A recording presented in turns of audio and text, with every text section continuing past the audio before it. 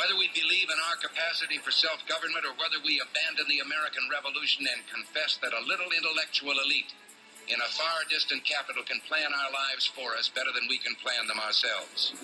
You and I are told increasingly we have to choose between a left or right. Well, I'd like to suggest there is no such thing as a left or right.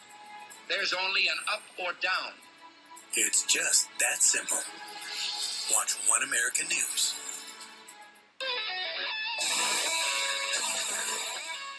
All right, welcome back, everybody. We're in the middle of our grassroots citizen panel. And just before the break, I was talking about the fact that we're watching the militarization of our police forces. It was the right who, for a couple of years, have been warning Americans about the militarization of police forces, warning about the rise of the caliphate. Those of us doing so were called extremists, radicals. They're out on the fringe. As I said, I spoke at a rally a couple years ago, Tea Party rally, and there was a weapon there used by the San Diego County Sheriff's Department, a crowd control weapon that had been used on the battlefield in Iraq, which with a flip of a switch could burst your eardrums. And now all of a sudden, Steve Simpson, the libertarians in America, plus Al Sharpton, are getting outraged over the militarization of America's police forces. What's taken America so long? Well, I don't think they've seen it. They haven't really seen the problem. And what this is like the old saw about the frog who's, in the pot of water, and as it heats up, he doesn't even know he's being boiled to death. So government gets bigger and bigger and bigger. All of a sudden, we turn around, and the Postal Service has a police force, the Park Police. I mean, every federal agency you can imagine, they have their own police forces. And our local cops now are becoming more and more militarized, more like SWAT. How do we fight it? Well, we have to shrink the size of government, and we have to make clear that that the whole purpose of government is to protect individuals. Individuals create the government doesn't grant us our rights. One of the real tragedies of this is that when the government does have a job to do, which it does definitely have a job to do in Ferguson, people's houses and businesses are being looted. Because people are so opposed to this militarization, the police recoil, and then you have, crime running rampant. So there's an irony in it. Deanne Arthur, criminal defense attorney, this trend of the militarization of the police force began under George W. Bush. It has continued without any bump in the road under Democratic President Barack Hussein Obama. Do you agree with Steve Simpson? The reason people are just now beginning to wake up to it is because they weren't aware of it. I think also we're in an age of social media. So social media is now bringing everybody's attention. They are using iPhones to, like there was the tear gas. They're publicizing that now all on YouTube. Now we're forced to have to address this issue. We could sweep it under the rug before. Now we have to. And I think that's making a difference now in 2014. Michael Hausum, care to weigh in on this? One final comment on this? Yeah, it's very clear.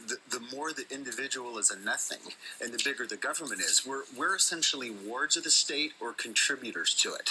But the reality is the government that's big enough to give you what you want also might have to kick your ass. It's big enough to do that. Right. Oh, yeah. All right. Well, again, I just want to say that those of us on the right have been warning citizens about this, and we were called extremists. But now it's mainstream. All right, so Governor Rick Perry of Texas has been indicted, and it looks like it's all politics. So there was a district attorney in Texas, a woman, Lemberg was her name, Rosemary Lemberg, district attorney for Travis County. She was drunk and got sent to jail, and Rick Perry threatened to stop the funding of projects under her jurisdiction if she does step down. And now he's been indicted, Steve Simpson. Well, the argument is completely nuts. I mean, she's claiming that he's somehow abused his office, or he's abused, he's abused property and money within his care. All he did was what is entirely appropriate in the circumstance. You could criticize his use of the veto or his threat of the veto. Maybe it was the wrong thing for him to do, but it's not a violation of law. I mean, this is pure politics masked as law enforcement. Deanne Arthur, you mentioned social media, the rise of social media earlier. When I read this story about Rick Perry being indicted, it's all politics here. I agree with Steve Simpson. He did nothing out of the ordinary. I mean, this woman was in a drunk. We saw the video earlier. She's in a drunk tank. Right. It made me wonder how many of these stories have gone on through history, and we just didn't realize that without the transparency of all the choices of media which we have today. I know. I think I'm thinking that her inebriation is what caused her to not realize that this story, she kept saying, my career is going to be ruined tomorrow, but did she not realize that this video is going to go viral? That her bad behavior is going to now be on the internet. Not just your career. We are all going to be analyzing this video as it comes down to it. But I also agree that indictment is not the way to go. Him exercising his power to veto is not appropriate. Indictments can be done very easily. You know the saying, you can indict a ham sandwich, because they don't have the other side. It's just that side presenting their case. But I don't think that this is going to survive. Michael Haslam, I agree with Deanne Arthur in that she should have known better about this video. You write for the Independent Journal Review, one of the leading political news sites online. What do you read? Anything?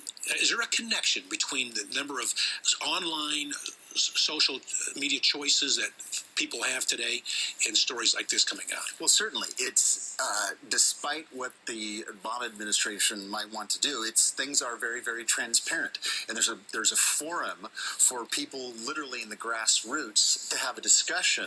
Except the mainstream media. Except the mainstream media. And I got to cut you off rudely, like I cut him off rudely in an earlier segment. All right, that's it. I want to thank our Grassroots Citizen panel members: Deanne Arthur, criminal defense attorney. Thank you. Thank you. Steve Simpson, director of legal studies for the Ayn Rand Institute, and columnist, entrepreneur, and commentator, writer with the Independent Journal Review, Michael Haslam. Thanks for being part of our panel. Thanks, I appreciate it very much. And I want to thank you, our viewers, for watching. We are right back at you again tomorrow night, same time, 10 o'clock Eastern, 7 o'clock Pacific.